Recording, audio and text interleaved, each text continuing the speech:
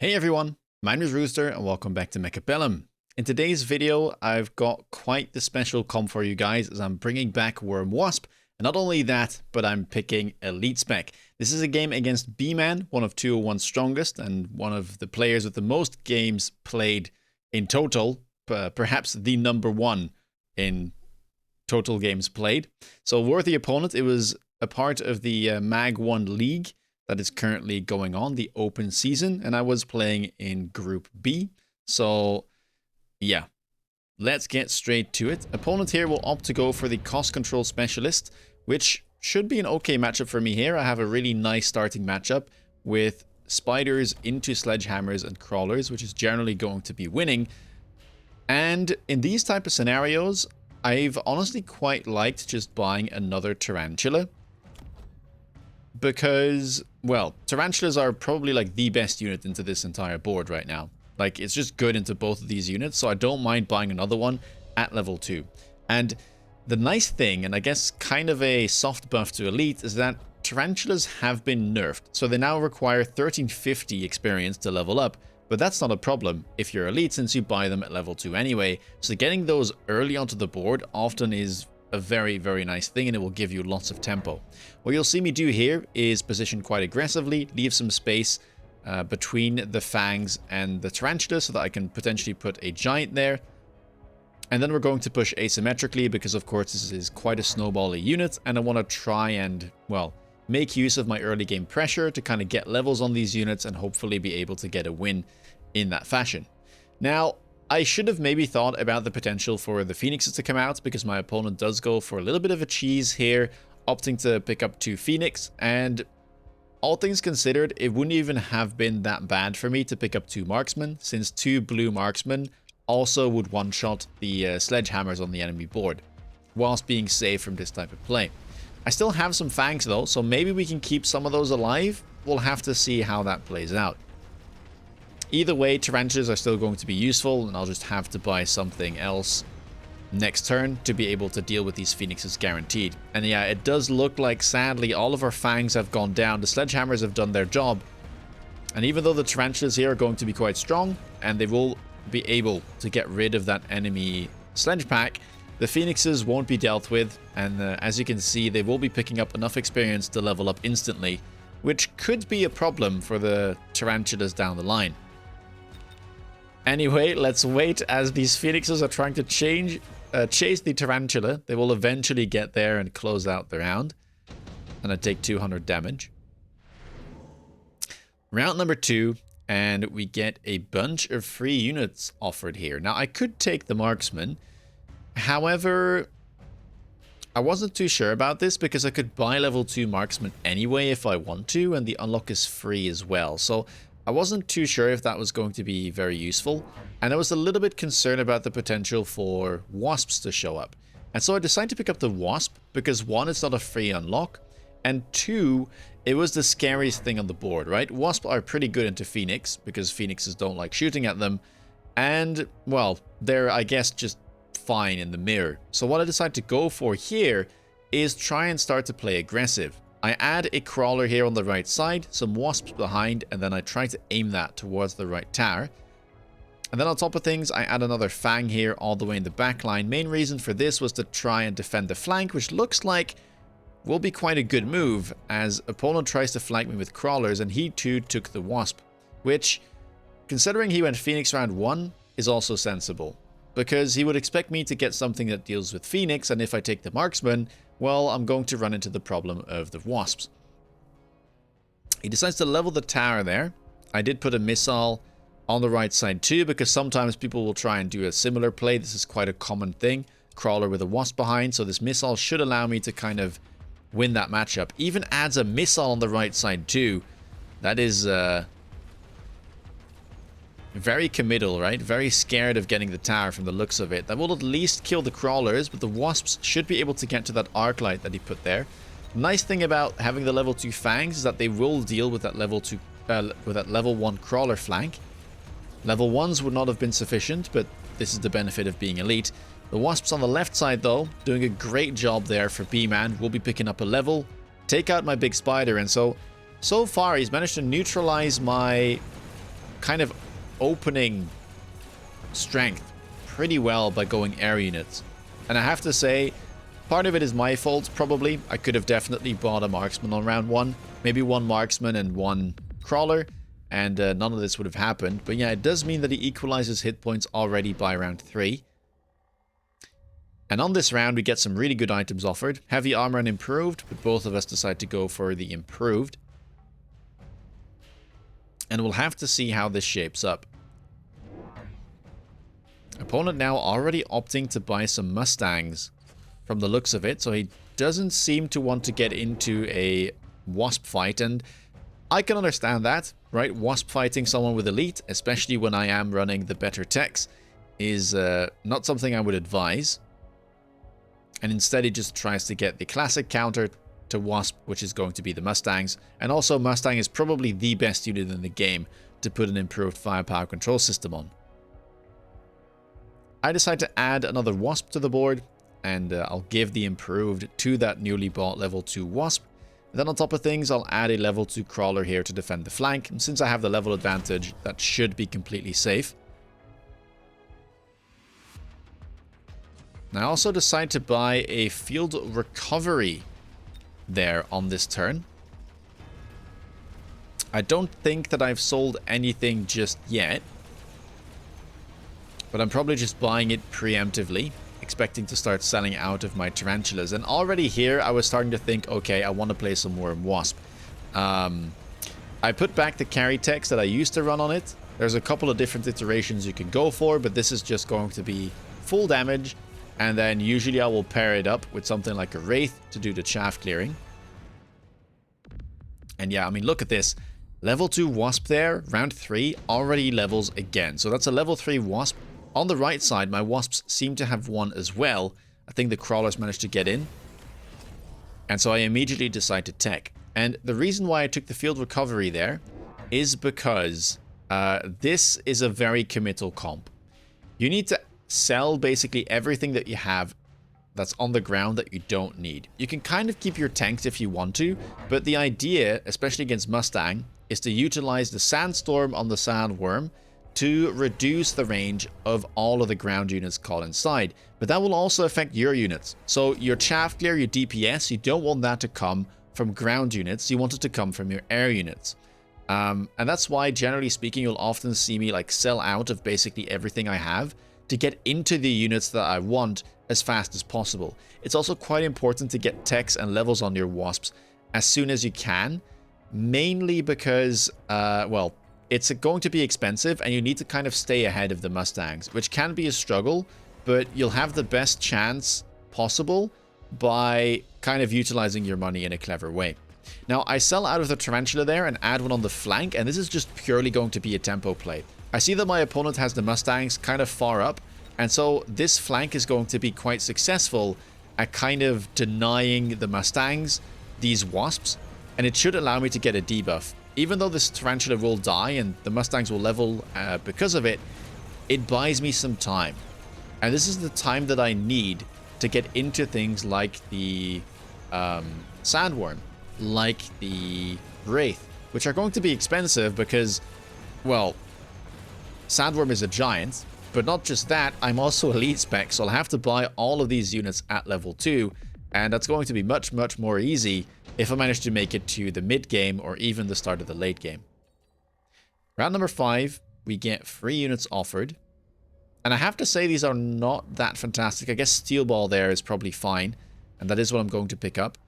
The Sabertooth was worth more, but it's 3 deployments, so that's going to take way too long to sell out of. And keep in mind, I probably will have to sell this Tarantula. For now, it's tanking fine, and maybe this one on the flank as well. So if I have to sell those 2, plus the 2 Steel Balls, we're already 4 rounds in. And yeah, can't be having anything more than that. Opponent's already opting there to sell out of one Sabertooth. I think he picked the triple Saber pack and adds it in front of the Tarantula. Also adds a missile in case I add some crawlers in front. And with the money, he decides to pick the second tech, Aerial Specialization, which I think is very smart. Getting this early into this type of a comp is going to be very valuable, as it will shut down my WASPs kind of early on. prevent them from leveling, and at the same time it should allow your Mustangs to level, which, as everyone may know, are very scary mid and late game units, especially with levels. So for now, I'm just opting to buy more units here. Crawler has been added, some steel balls from the unit drop, and then the wasps, trying to beacon that kind of into the right tower here. I saw a bit of an opening, so that's what I'm trying to play for. Right side, not as successful anymore. That Sabertooth definitely did a number on my spider. And yeah, you can see the blue Mustangs there having a field day against the blue wasps, and this turn does not look good at all, and that's simply going to be the power of that aerial specialization. I was really hoping that I would get a Wraith or Sandworm in this drop. That definitely would have been ideal, but instead it's going to take me a little bit longer to get online, as I will have to sell stuff. But yeah, that's a significant slab of hit points gone as I go down to 2.7k hit points. Another improved firepower control system shows up. I will pick that up, but it's definitely worse for me here than for the enemy. Keep in mind, all of these buffs are going to be additive. So if I do end up going for something like ground specialization, the bonus damage on the ground units is not going to be that much more, right? It will go from like 200% to 270% with the improved firepower control system. And then if I also layer elite marksman on top, we're starting to get kind of diminished returns, I guess, in a way.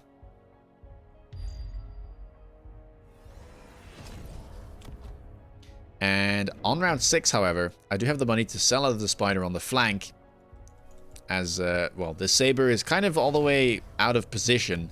Opponent does opt to go for the double shot, and retrieving that money allows me to buy double Sandworm and also tech Sandstorm immediately. I guess the double shot will be pretty useful against the Sandworms, although level 1 Saber into level 2 Sandworm should not be that great of a time for him. And for now, I'm not prioritizing any techs, right? There is a build that I've tried with this that runs high explosive, which in this scenario actually would have been really useful. I think HE early on would have probably saved me a bunch of hit points, but I don't have it available. And so I just have to play for range, and then eventually I'll likely click something like Elite. Ground spec is something that I'll only click early if my opponent goes for something like Fortresses. It looks like the left side is doing really good. Tarantula there, tanking nicely, and the Wasps have managed to get rid of the enemy Phoenix. And as my opponent has tried to oil the right side, he's kind of going to run into that himself and slow the advance onto my right tower, which I'm pretty happy with. Now comes the sad part, however.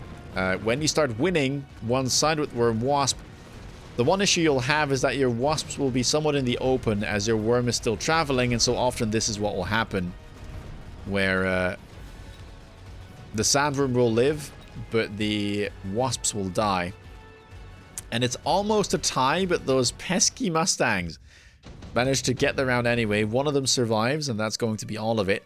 Round number 7, though, great item shows up for me. I get the enhancement module there, and in fact, one of the Sandworms managed to level up instantly to level 3, so I can sell my spider, which also leveled up, already make 100 profit, and then level up the Sandworm for free as well, making another 200, which will pay off for the item instantly. And this is where I opt to go for Wraith. Main reason for this is I saw my opponent had a lot of crawlers, and I was kind of getting stuck on them.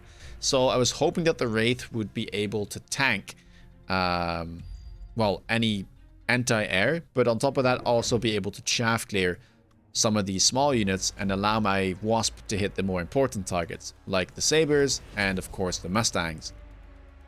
Opponents will pick the enhancement module as well, opts to level a sledge there, sell it, and maybe then transfer it onto that Saber. Yep, that is what's going to happen. Now I have decided to add another Sandworm here on the right side. We also do have the defense enhancement. I don't really need the damage right now. I think I've got plenty. So that's not something I will prioritize. And my opponent here, elite recruiting Fortresses. And this is the best counter to Worm Wasp, by the way. Fortress with anti-air is very, very hard to beat for this comp. Luckily for me, no anti-air as of yet. Seems like this is a very expensive purchase. In fact, my opponent is already loaning there on round 7. I am not. We'll have to see how this goes. I opt to kind of move some of my units from the right side because they were on the line to the left. And at the same time, they will hopefully be able to kind of make use of these sandstorms that are being created by my sandworms. Now that I see Fortress, by the way, alarm bells are starting to ring because 1, this is scary, but 2, I will definitely need ground specialization. This is why I run it. I don't think that you can beat the Fortress comp if you do not run ground spec. Fortresses are simply way too tanky to be able to deal with. And then on top of that, when they click anti-air, the air barrages will give all of the experience from the kills to the fortresses. So they will tend to level quite fast. And when they level, they get to even more tanky. And you can see the problem with not being able to kill anything, right? So yeah, ground spec here going to be quite important. Sandworm still alive, trying to chomp away at that tower. We'll probably be able to kill a couple more units. But, oh, that Sandworm. Very close, but the Sabertooth on 1 hit point manages to take it down. And we get another fantastic item for Giants there as we get the Port Shield. But same thing for my opponent. Port Shield Fortress, basically a level 4 in terms of effective HP. Quite scary. I sell out of the Steel Balls, just wanting to keep this on the Sandworm on the left. It's giving good stats and don't really want to sell the Sandworm that's been carrying the round so far. I mean, look at these stats, right? Top on damage last round, second on damage overall. And I add another Wraith onto the left. This is because I'm expecting the anti-air to come out, and so the Wraith has the job of tanking for the Wasps. We also do click ground spec, I did mention it, but it is absolutely mandatory. And then I opt to add another Sandworm. Idea is that I will have to go wide at some point. But for now, I'm keeping things on the left side, moving this beacon over. We'll have to see how this goes. I did, by the way, tech the degeneration beam, but oh, looks like those Mustangs really do have it in for my Wraith. Managing to take it down instantly. Left side looking much, much better, and it's still debuffing while also chaff clearing, so I'm quite happy with that timing, but I'd probably have to fix the timing in the middle. Best way to do that is with the mobile beacon. And let's see how this goes. I mean, look at these Sandworms go. He has managed to take out all of my Wasps though, which means that, yeah, these fortresses are ready to level yet again. But this is where being elite is actually quite nice. If I weren't elite here, I probably would be in quite a bit of trouble, but because I am, my Sandworms are relatively useful, which is definitely not a normal thing for this comp, but sometimes it can happen. Round number 9, we get more units. Marksman available, Raiden, Overlord, and Hound. None of these look appealing to me, right? I already have my comp the way I want it. I just need Crawlers, Wasps, Worms, and maybe a Wraith or 2. And that's going to be it. So I decided to just pick up the Raiden, sell it, as it's just 1 unit, and then focus on other stuff.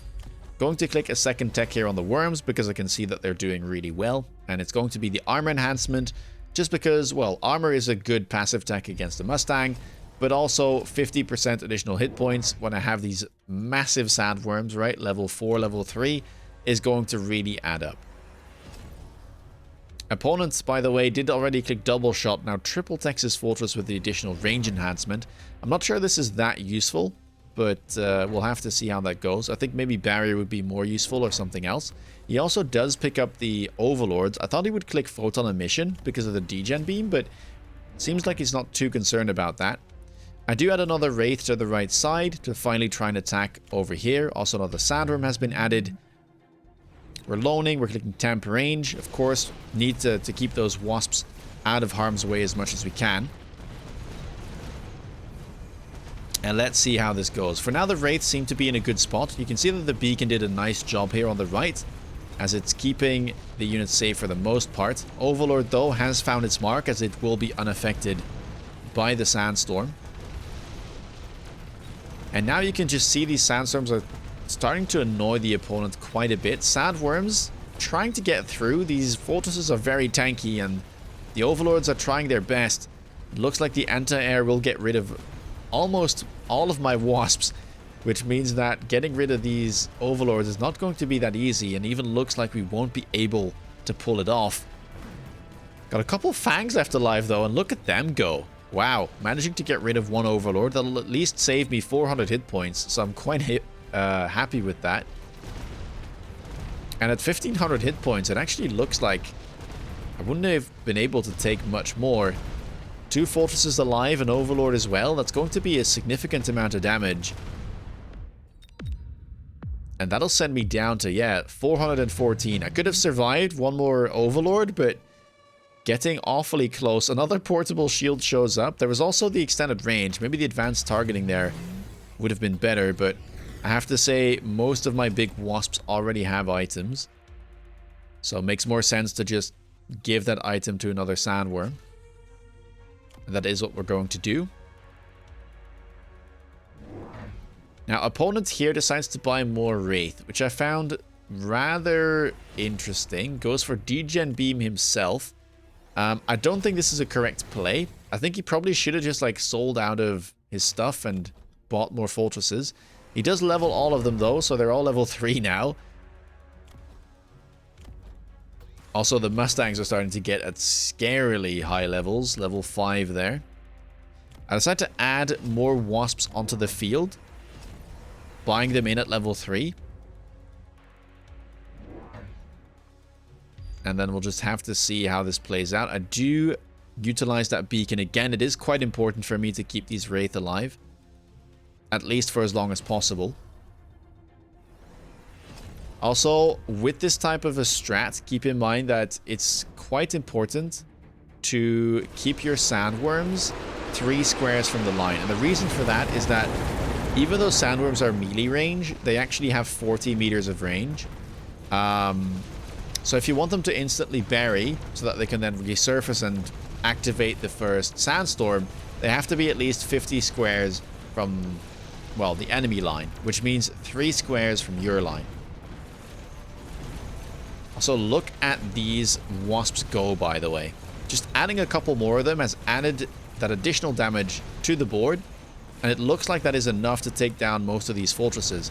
We also get rid of the overlords, and perhaps we'll manage to get into the tower. Keep in mind that ground specialization does work on things like barriers and towers, so those will fall relatively fast. Sandworm on the right levels up during the debuff, taking down that level 3 fortress, and we're still hanging in there. This game is not quite over. Round number 11, and a super heavy armor shows up, which I decided to pick up, just more big items for my giants.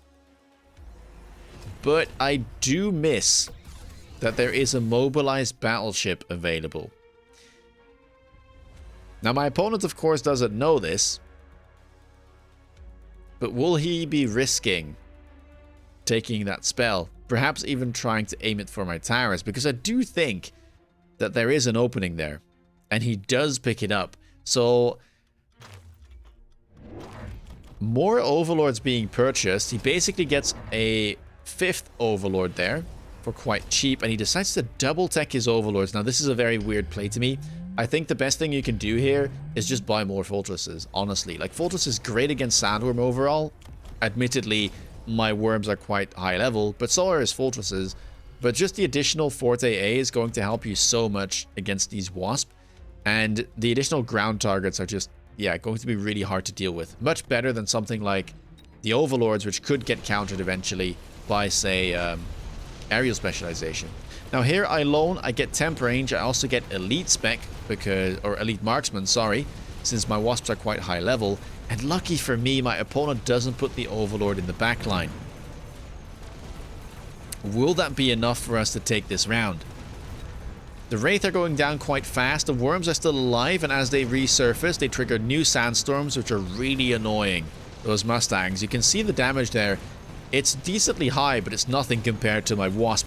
Level 7, level 6 there, almost 200k damage on the round.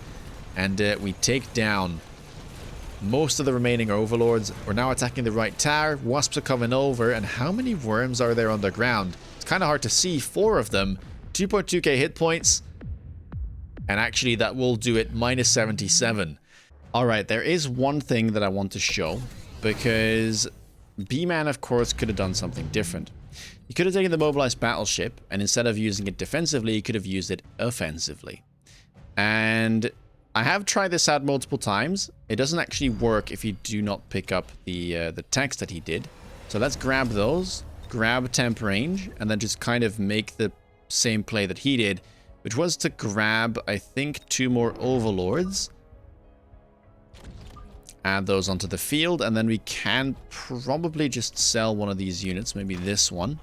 Leveling a Mustang here makes quite a lot of sense, and let's level the fortress on the right side as well. That's just going to be our turn, and let's see how this plays out. Because I didn't really add anything back there, right? I think even 1 crawler would have been enough.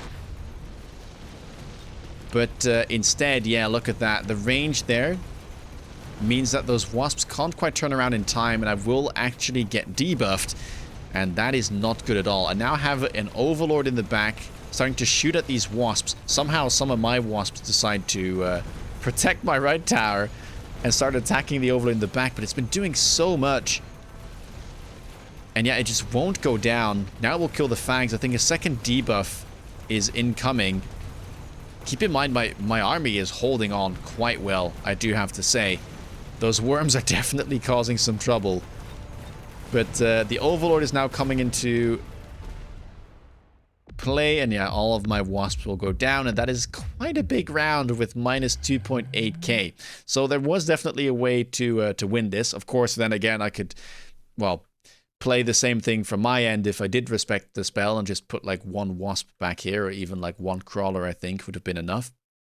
But yeah, it does showcase that this was an extremely close game. And I certainly could have lost it if bman had dared to go for that play in my backline. But yeah, that's the name of the game sometimes. Anyway, if you like this video, please leave a thumbs up. Let me know what you think down below. If you want to stay up to date with my latest content, please do consider subscribing. If you want to see me play live, check me out on Twitch. With that being said, take care, guys, and see you in the next video. Bye-bye.